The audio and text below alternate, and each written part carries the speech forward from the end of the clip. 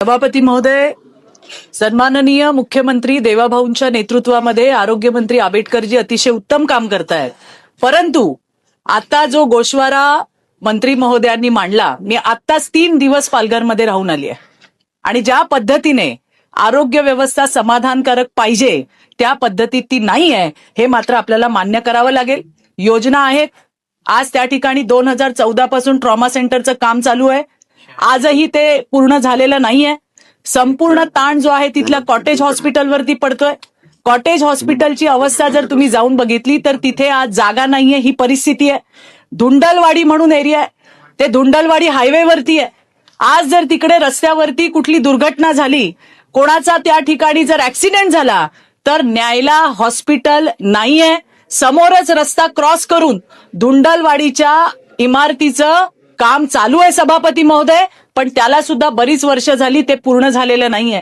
दुसरा महत्वाचा प्रश्न, तलासरीमध्ये आरोग्य व्यवस्था, त्या ठिकाणी जर इमर्जन्सी लागली तर गुजरातला जावं लागतं, सिल्वासाला जावं लागतं आणि त्या ठिकाणी आपलं आयुष्मान भारतचं कार्ड, MJPJYचं कार्ड हे त्या ठिकाणी चालत नाही आणि त्यामुळे तलासरीमध्ये सुद्धा ज्या वेळेला अशा पद्धतीची दुर्घटना होते त्यावेळेला त्या ठिकाणी सभापती महोदय आपल्याला त्या ठिकाणी उपचार मिळत नाही, ही तिथली वस्तुस्थिती आहे.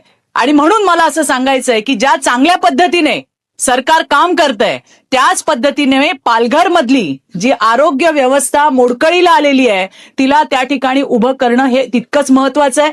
बऱ्याच ठिकाणी डॉक्टर्स नाही आहेत. डॉक्टर जे आहेत त्यांच्याकडे ऍडिशनल चार्ज दिलेले आहेत आणि त्याच सगळ्या प्रकरणांमधनं या आशागड सारख्या, मासवण सारख्या घटना त्या ठिकाणी आपल्याला घडताना दिसतायत. भविष्यामध्ये अशा पद्धतीच्या घटना घडणार नाही, या घटनांची पुनरावृत्ती होणार नाही याची काळजी सरकारने सुद्धा घेतली पाहिजे. सभापती महोदय, धन्यवाद.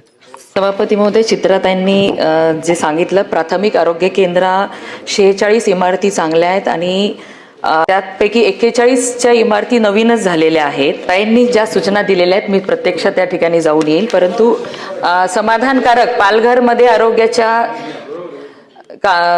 सुविधा पुरवल्या जातात तरी देखील काही रस्त्यांच्या अडचणीमुळे, काही कोर एरियामध्ये काही लोकांना त्या ठिकाणी आपल्याला काही जागेच्या अभावी आपले प्राथमिक आरोग्य केंद्र उभे राहू शकलेले नाहीत, जागा उपलब्ध नसल्यामुळे. 4 प्राथमिक आरोग्य केंद्र प्रगतीपथावर आहेत आणि 2 जागे अभावी आपण त्या ठिकाणी बांधू शकत नाहीयेत. ह्या सगळ्या ताईंनी सांगितलेल्या सूचना प्रत्यक्ष जाऊन त्याच्यावरती आम्ही निश्चितच काम करू. अल्पावधीतच लोकप्रिय झालेला भारताचा बुलंद आवाज आपला Bharat channel subscribe, share, like आणि कमेंट्स करायला विसरू नका.